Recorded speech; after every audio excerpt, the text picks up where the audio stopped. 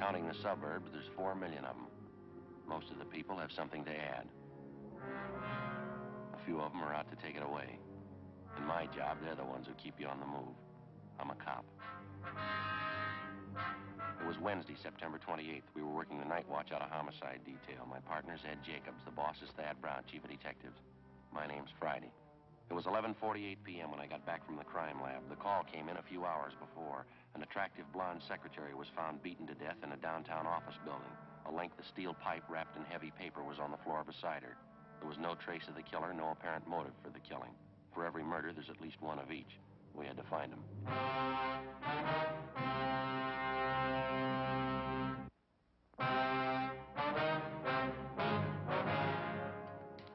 Hi, Opie. Hi, Joe. You seen Jacobs around the last half hour? I was supposed to meet him here. Yeah, he's come and gone. Still around the building, though. He just had a call. Oh, what about? Do you know? Yeah. It was on that killing tonight. Call came from one of the cruiser cars checking the neighborhood down where it happened. Mm-hmm. They find something? Picked up a guy about 3 blocks from the murder scene. He was acting suspicious. Been in the cruiser car, figured maybe you'd want to talk to him. They're bringing the man in now, are they? Yeah, You've been over checking at the crime lab? Yeah, there's not much. The murder weapon's all we got so far. A piece of pipe with heavy manila paper wrapped around it. Latent prints do any good? Well, they lifted a lot of fingerprints. They all belong to the victim. None of them are foreign. Have you got a toothpick, Joe? I had corn on the cob for dinner tonight. Yeah, sure. Usually some in this top drawer, isn't it? Yeah, there you go. Well, thanks, Joe.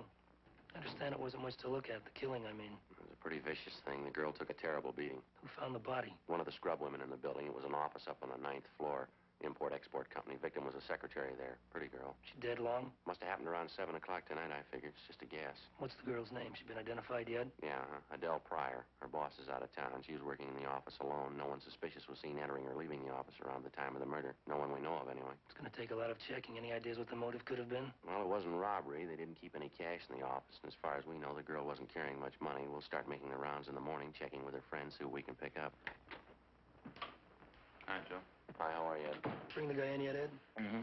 Lopey brief you about it, Joe? Yeah, a cruiser car picked up a suspicious-looking guy out near the scene of the murder. That about the size of it? A little more than that. They found the man beating his head against a brick wall in a back alley, about 2 blocks from the office building where we found the body. Mm-hmm. Guy had been drinking heavily when they picked him up. He was pretty far gone. Kept mumbling something about how he didn't deserve to live, how he was a murderer, killer. Not too coherent. Did they ask him about the dead girl, Adele Pryor? Yeah, but the stuff he said didn't make much sense. He sobered up a little since they picked him up.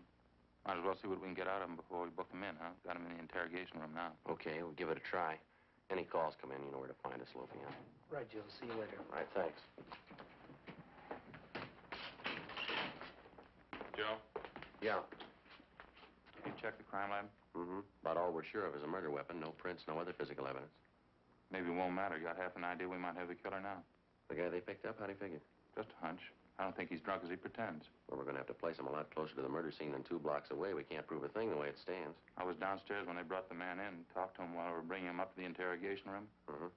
Told me he knows the dead girl. All right. Said he was with her an hour before she died.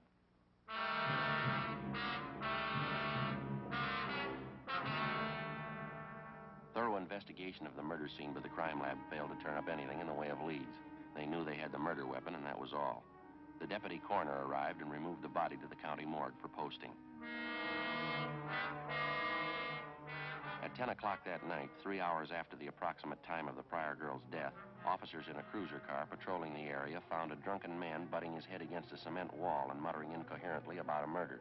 The man was picked up and taken downtown to the interrogation room where Ed and I questioned him. We talked to him a full hour before he began to make sense. He gave his name as Robert French, age 34, an unemployed engineer. While we questioned him, Becker and Encinas from Homicide checked the hotel room where French had told Ed he was staying. I don't know. I guess I had 3-4 drinks at Dusty's place, and I went down the street to the Blue Canary. Had some more drinks there. I don't remember what happened after that. I wasn't feeling so good. You say you were drinking at Dusty's place around 7 p.m., that right, French? I suppose so. I wasn't watching the clock. I guess it was around 7. Did you talk to anybody while you were in the bar? Oh, no, just a bartender. His name's Sarge. I don't know his last name. He'll tell you I was there. What time was it when you got to Dusty's place, Frank? I couldn't tell you. Sure, about 6:30. Sarge would probably tell you. The bartender would tell you. A little while ago, you told us you knew Adele Pryor. Yeah, I knew her. I used to work for her husband. Rex's husband. I mean, they've been divorced 7-8 years now. You said you saw Adele Pryor in her office late this afternoon, French. What was the reason for the visit? I borrowed a couple of dollars from her. She was always pretty good that way. Nice kid. I don't know anybody want to kill her like that. How about the show you were putting on out in the street tonight, French? Beating your head against that wall. Now, what was that all about? Drunk. Really drunk. Just felt so long I wanted to kill myself. Just lay down and die. Well, how's that? You remorseful? You felt sorry for something you'd done? Is that it? Oh, I don't know. I don't think any special reason for it. When I get that way, I just keep thinking I want to die. I haven't got the nerve for it, though. Like my old man used to say, I got the nerve to do anything right. I just wasn't born that way. I guess that's it. You use narcotics, French? No. I ain't even got the nerve for that. Booze, that's all. That's good enough for me. Hey, think we can go out for a cup of coffee, maybe? I could use it. We can have some brought in. Ed, do you want to check with Lope? He's usually got a pot on the stove in there, huh? Yeah, okay. And see if those 2 men have checked back in yet, will you? Right.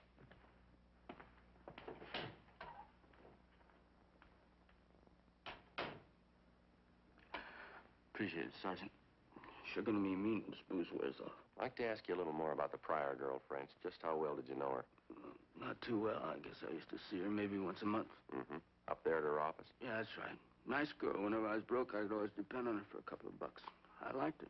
Nice person. Did you ever go out with her? Oh, no, never did. No romance stuff. I didn't like her that way. She was a good person. We got along okay. Want a cigarette? No, thanks. Mouth's full of cotton already. How about this business of Adele Pryor lending you money? She think quite a bit of you, did she? Well, I did her a couple of favors once when I was working for her husband, and she was still married to him. She was going out with a guy she liked on the side. She was out with this guy once. I saw them together, and she asked me not to say anything, so I didn't. Before she got a divorce, I used to cover up for her all the time. She never forgot it, I guess. How about when you saw her in her office tonight, French? How'd she seem to you, all right then? Well, yeah, same as ever. I asked her if she could lend me a $5. She did, and I left. It was about 6:15, I guess. Was there anyone else in the office when you left? Yeah. There was a guy waiting in the little reception room there. I don't know who he was. You remember what he looked like? Yeah, a little taller than I am, I guess. My age, had a gray suit on, black hair, kind of dark complexion. I didn't take a good look at him, no. You think you'd know him if you ever saw him again? I'm not sure. Maybe I would. He had a medium build. I think maybe I knew him. You say he was waiting in the reception room when you left, huh? Yeah. When I walked out, he got up and started into the office. That's the last I saw him. What was that? I said that's the last I saw him. Joe, see you a minute. Yeah. Yeah. Beckner and Encinas have checked in. Just got back from going over French's hotel room. What'd they find? White shirt, pair of brown shoes, pair of dark trousers. What about him? Bloodstains on all of them.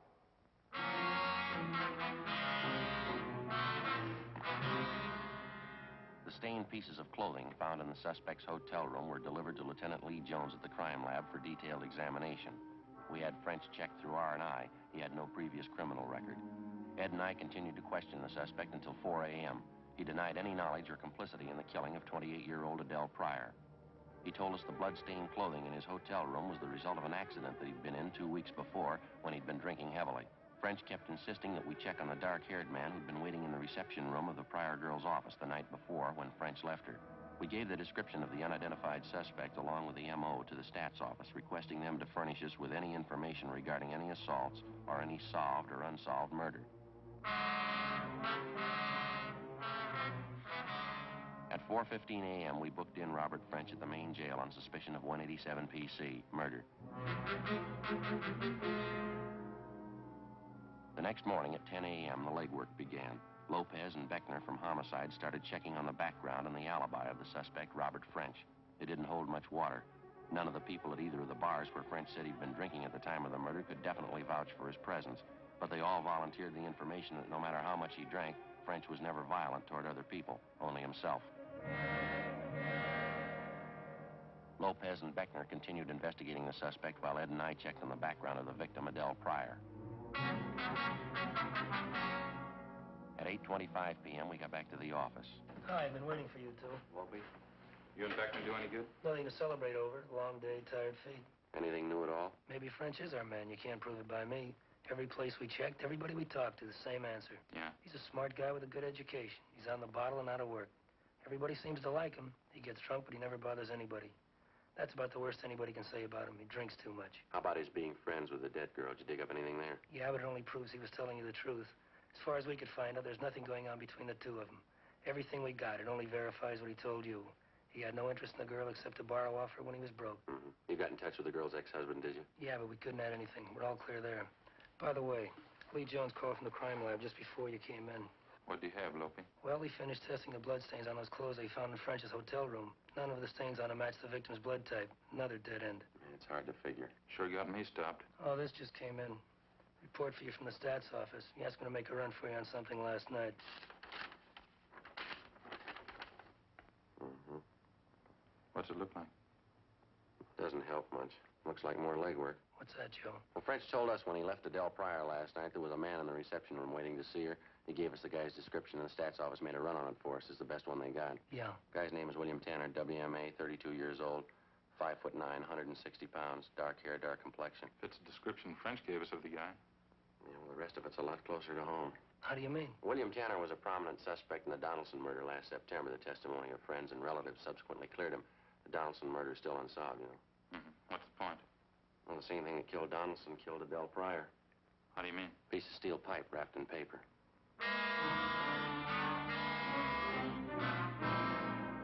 To the working detective assigned to examine a criminal case, the element of coincidence, when it occurs, generally serves to complicate any investigation.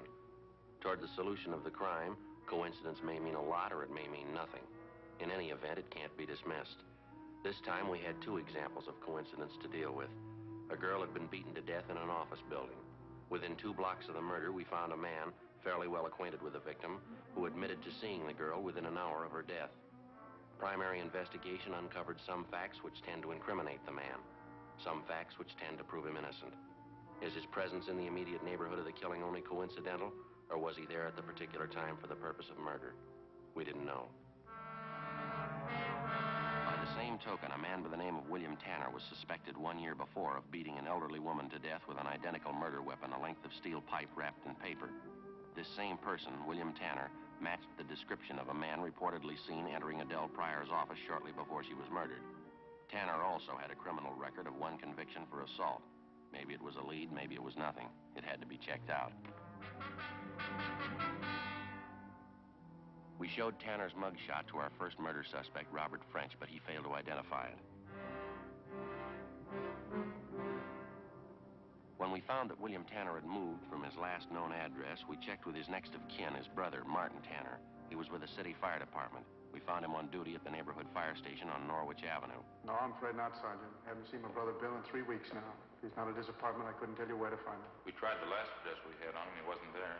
8625 Norman Road. Oh, no, I moved out of there 6, 7 months ago. Got his new address in my locker upstairs. I can give it to you before you go if you want. We'd appreciate it, yeah. What's it about, Sergeant? My brother in some kind of trouble again, I guess, huh? Just a routine check. You sound like you almost expect your brother to be in trouble, Tanner. Tell you the truth, I guess I do. Don't know what's happened to Bill. Excuse me a minute.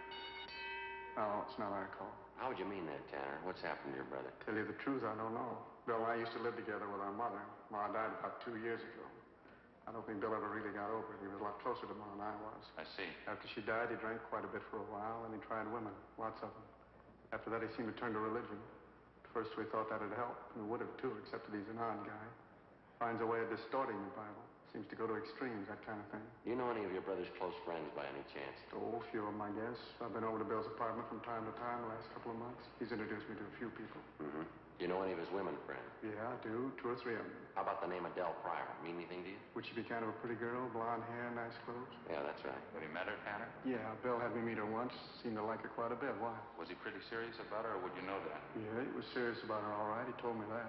I don't think it worked both ways, though. Looked to me like she was playing the field. Bill took it way too serious. How do you mean, Tanner? Well, they went together steady for a while, and they broke it up. She did, I mean. Mm-hmm. How'd your brother take that? Not so good. I remember the night about a month ago. Never saw Bill like that before. Real bad shape. Wasn't drinking either. That's so? Never saw Bill like that in my life. Like what, Tanner? Off his head, he could have gone out and killed the girl.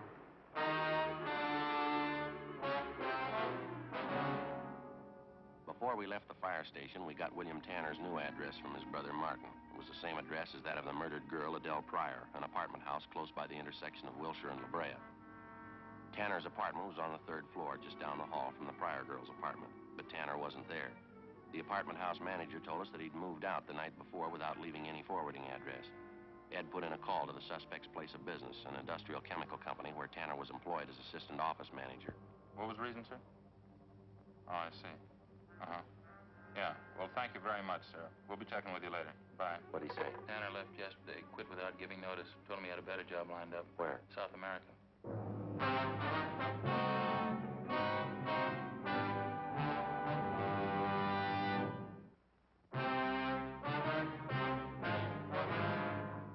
Saturday, October 1st, 8 a.m. We got out a broadcast and an APB on murder suspect William Tanner. We checked with the local U.S. State Department office, but they had no record of granting a passport recently to a William Tanner to travel in a South American country. We talked to the various consulates in the city representing South American nations, but none of them had issued a visa to a William Tanner recently or anyone answering his description.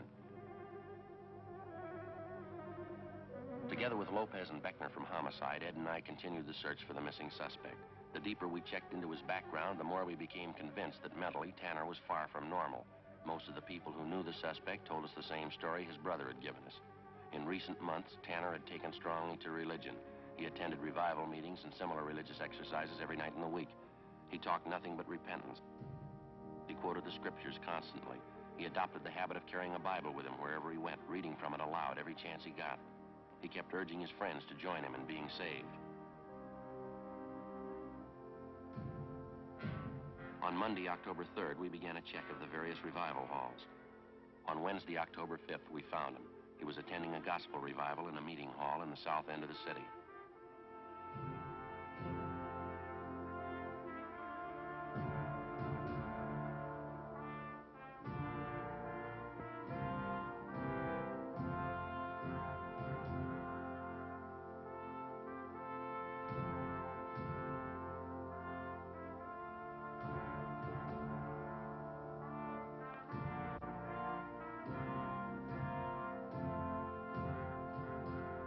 He told us he had a room in a small hotel directly above the meeting hall, but he seemed reluctant to take us up there.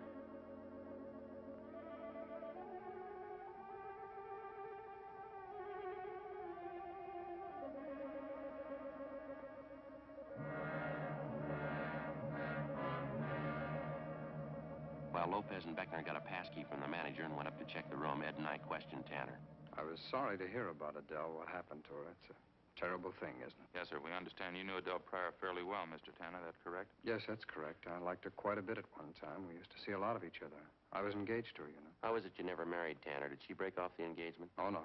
I was lucky. I found out in time. I broke off with her. What do you mean you found out in time? What'd you find out? I found the truth, Sergeant, the everlasting word. For know this and understand that no unclean person or covetous one has any inheritance in the kingdom of Christ and God. For these have given themselves up in despair to sensuality, greedily practicing every kind of uncleanness. Do not then become partakers with them. That's the everlasting word, Sergeant. The holy book. Yes, sir, but I'm not quite sure I follow you. Open your eyes and ears to the everlasting word, and you will know and understand all things. It's very simple, officer. I don't want to say anything uncharitable about her. Adele wasn't for me. I'm glad I found out in time, that's all. When's the last time you saw her, Tanner? You remember? No, I don't. Not exactly. I think I saw her a week or so before it happened, before they found her dead. Where was it you saw her? How's that? I say, where was it the last time you saw her? On the street. It was downtown somewhere. I passed her on the street. You used to live in the same apartment house she did, isn't that right? Right down the hall from her? Yes, I did. Why? And for a full week, you didn't happen to see the Pryor girl around the apartment building at all? No, that's right.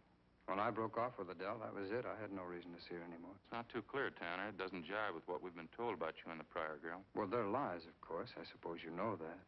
Adele was a beautiful girl, very beautiful. A lot of men she knew were jealous of me. Well, now, the way we understand it, Tanner, you never did break off with Miss Pryor. You were going around with her, and you were seen with her right up to the day of her death. Well, that's certainly a lie. I can prove that. As soon as I found out about Adele, that was weeks before she was killed. As soon as I found out, that was the end. I broke off with her right away. I'd like to know what you're referring to, Tanner. You found out what? Adele. She was one of those. What? Well, I'm sorry, she was. A sinner. I almost went out of my mind when I found out she knew it was wrong. She must have known. It's right there in the book for anybody to read. Do not let sin reign in your mortal body so that you obey its lusts. What are you trying to tell us? It was terrible. She sinned all the time. She committed terrible sins. Come on over to the side there with me. I can tell you all about her. I'd just as soon nobody heard us. Sure, go ahead.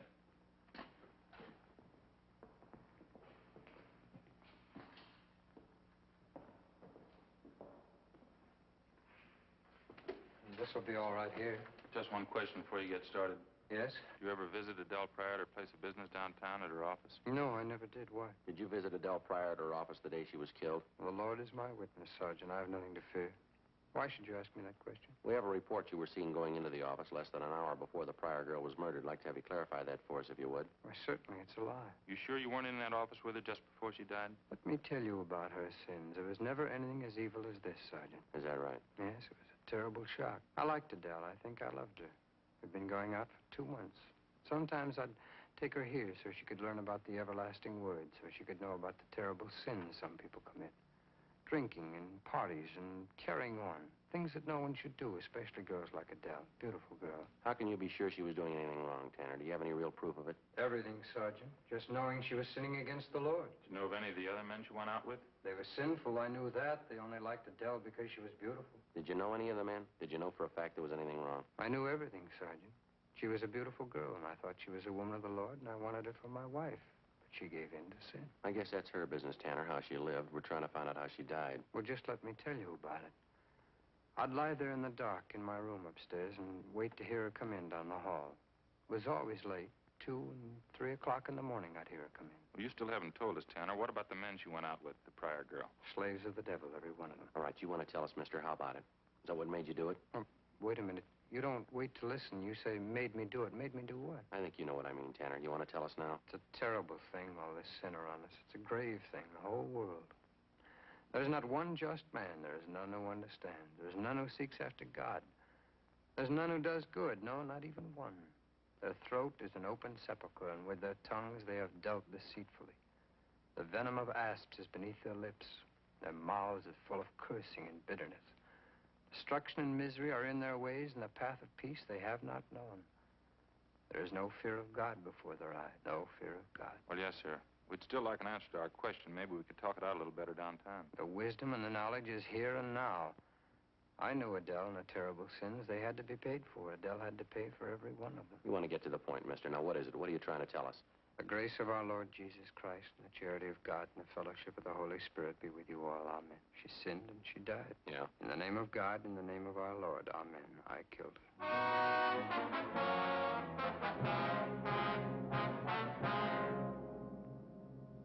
William Harold Tanner was brought downtown immediately, where he volunteered a complete statement admitting full guilt for the murder of Adele Pryor. Blood-stained clothing found in his room corroborated his story. He gave us the details of how he murdered Adele Pryor because she spurned his attentions.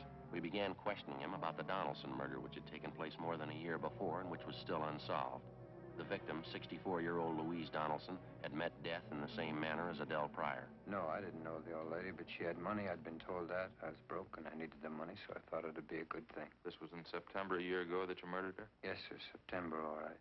She was all alone. She didn't have anybody. She was sick. I probably did her a favor. Now, your package here says you figured in the investigation on the plot to blow up the Rexmore Hotel about 3 years ago, homemade bomb planted in the basement of the hotel. Yeah, that was mine 3 years ago in September. You never could have traced it. It's too bad the bomb didn't go off. I hated those hotel people. Is that right? What was the matter? Well, I worked at that hotel once, you know. I worked hard, too. One Saturday, they held up my paycheck. I didn't get it until the next Tuesday. I never forgot that. September. September? Well, what would that have to do with it? I don't know, really.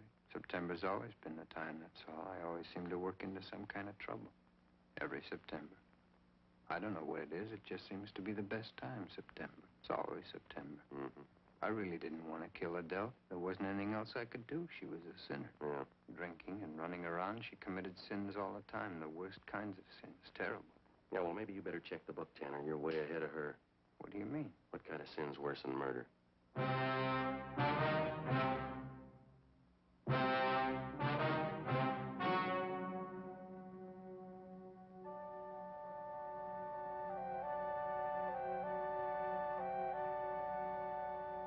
On January 10th, trial was held in Superior Court, Department 87, City and County of Los Angeles, State of California.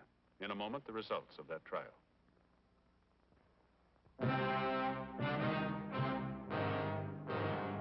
The suspect was examined by 3 psychiatrists appointed by the state and found to be sane at the time of the murders. He was tried and convicted of first-degree murder, 2 counts.